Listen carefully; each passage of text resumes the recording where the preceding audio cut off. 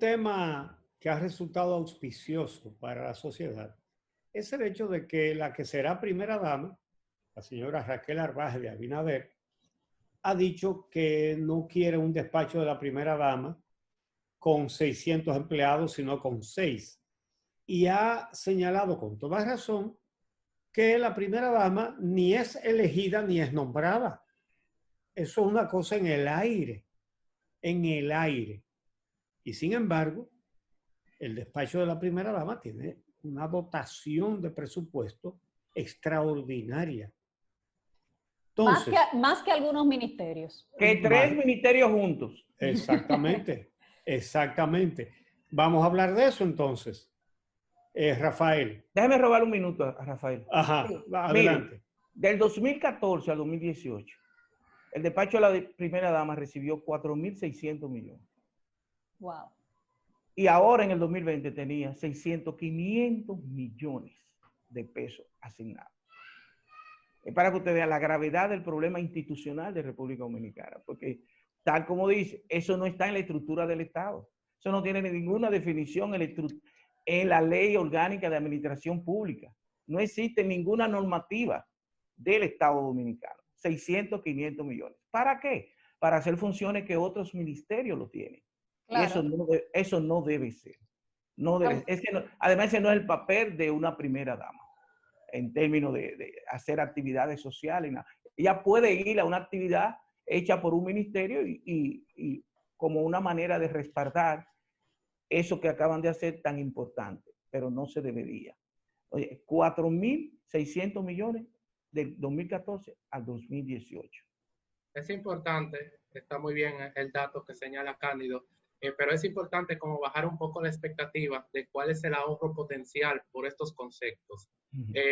Por ejemplo, el despacho de la primera dama y la oficina de ingenieros supervisores de obras del Estado, si bien es cierto que han manejado presupuestos bien abultados, sobre todo OISOE, están reproduciendo funciones de otras entidades. Entonces, ya lo que ellos están realizando, que básicamente el 80% del presupuesto se basa en labores de otros, lo que se hace es que se lleva a donde tiene que realizarlo y del remanente que es remuneraciones, contrataciones, materiales y suministros y demás, de ese remanente o diferencial es que puede haber ahorro potencial. Y eso es importante tomarlo en cuenta porque, por ejemplo, OISOE maneja 12.975 millones en el año 2020. Pero ¿qué sucede? Que de eso, el 87%, unos 11.200 millones, es para hospitales. Otra cosa es que se auditen los hospitales y cada obra una a una y se demuestre alguna posible irregularidad. Pero en principio, ese monto ya está previsto para esos fines. Se manda a obras públicas o a otra entidad. Pero del diferencial que queda, 1.700 millones, ya entre enero y agosto se ha ejecutado una parte importante de ese presupuesto, y de la diferencia entre septiembre y diciembre es que se podría tener algún ahorro. ¿En dónde? Bueno, en publicidad y propaganda, que hay más de 100 millones de pesos ahí para OISOE, en cuanto a gratificaciones y bonificaciones, que hay más de 40 millones de pesos, pero hay que ver cuánto dejan, porque hay mucha gente que se va a liquidar ahora en estos 35 días de cambio de mando o menos. Y hay una nómina de 950 millones que por lo menos estará ejecutada en un 60% cuando dejen las actuales autoridades. Bueno, pero esa es una nómina que si de verdad se elimina, no la tendremos el año que viene. Depende, porque ahí habría que ver cuál es el funcionariado que realmente justifica sus funciones y que ejerce la labor de supervisión de obras, que se podría ir al departamento correspondiente en obras públicas, y cuál es el funcionariado que no puede justificar las labores que hace. Y en ese sentido, con OISOE pasa esa situación. Con el despacho de la primera dama, muy parecido. El despacho de la primera dama no son 600 empleados, son 1.039. ¡Wow! Allí habría que ver, porque la mayoría está en los centros CAID de atención a la discapacidad. Bueno, a ese servicio público que se necesita, que permanezca y que se amplíe. Hay que ver quiénes son las personas que pueden permanecer porque justifican la labor que hacen en favor de la primera infancia o de los adolescentes con algún tipo de discapacidad físico-motora o sensorial, etcétera. Y lo demás, pues ahí hay que gradualmente ir sacando de nómina a quien no representa una función. El despacho de la primera dama tiene una nómina entre esos 1.039, incluye 175 militares, y ahí hay 40 tenientes, 42 cabos, 13 capitanes, 5 mayores, 65 sargentos, que en un toque de queda se esperaría que justamente vayan a los fines para los cuales está previsto y no necesariamente a los fines que no se sabe en sí que hacen todos esos servidores públicos de los institutos castrenses. En este caso, lo que digo, solo para resumir, es que la reorientación hay que verla en detalle y ahí juega un rol fundamental el Ministerio de Administración Pública. Vamos a hablar de una de las instituciones que ha servido más como botín para los aliados, INESPRE. Hablemos de INESPRE. ¿Esa es una de las candidatas a ser eliminada? Sí, no tiene razón de ser desde hace mucho. Desde los años, desde los 96 para acá, INESPRE no tiene razón de ser. Pero lo grande no es eso. Ustedes no la vieron en estos 8 años. Ayer sacó el director una noticia de que habían dado servicio a 4.7 millones de dominicanos en estos 8 ¿Dónde? años. Pero, mira, tiene 36 subdirectores generales. Acuérdate que menos, pero sí, tiene 26. 26. Ah, disminuyeron ahora, pero eran 36. Antes, ¿para qué, además?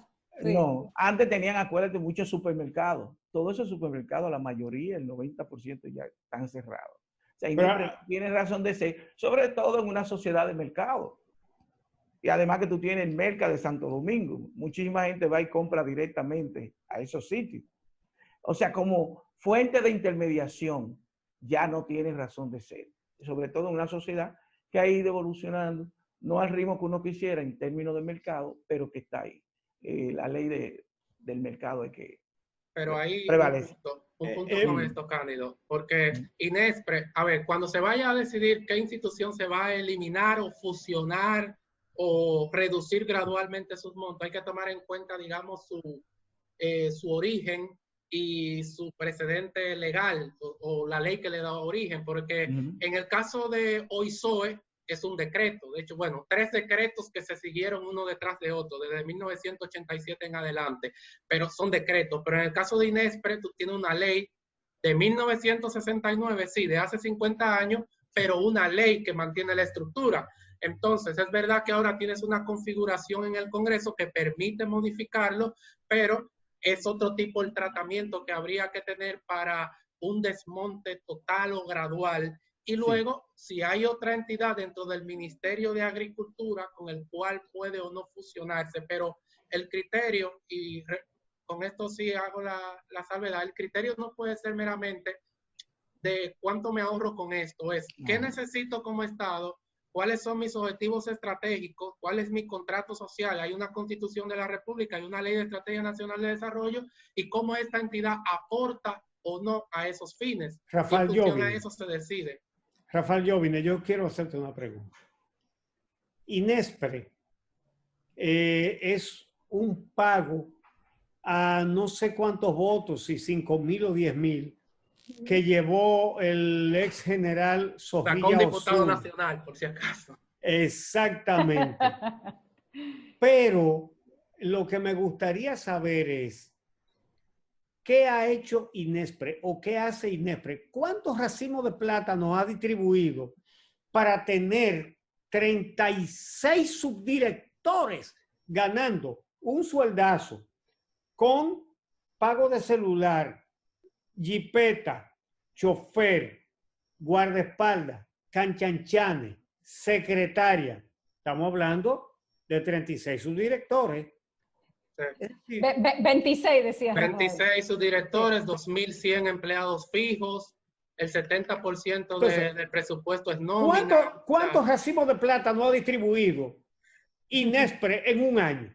De eso no hay datos, solo Sí, de no los hay beneficiarios datos. totales Pero, que ha Cándido mire, evidenciado. ahora yo quiero pensar como estadista. ¿Qué significa eso? Ustedes saben que el gran desafío ahora mismo del presidente electo es sanitario y económico. La pandemia ha originado una crisis económica y una crisis social. Actualmente hay 1.200.000 empleados suspendidos. Suspendidos. De la economía formal, empleos formales. Sí. Entonces, un estadista que llegue ahí tiene que tener esto bien visto como visión, pero es como proceso estratégico. Porque para que la gente no se eleve expectativas inefectivas, yo no puedo como estadista mañana decir, INESPRE se va, son 2.000. Porque el gran problema ahora mismo de la sociedad dominicana es que hay un desempleo que va a rondar, yo vine, corrígeme, alrededor de un 25, un 30%, siendo conservador. Si se mantienen las condiciones hasta el final de año, muy probable que aumente de manera Entonces tú tienes que ir en función de cómo la economía va creciendo y va incorporando empleos en el sector privado, entonces tú tienes que ir de manera dinámica y activa, no perder la visión e ir reduciendo la nómina pública, que ahora mismo está por 668.000.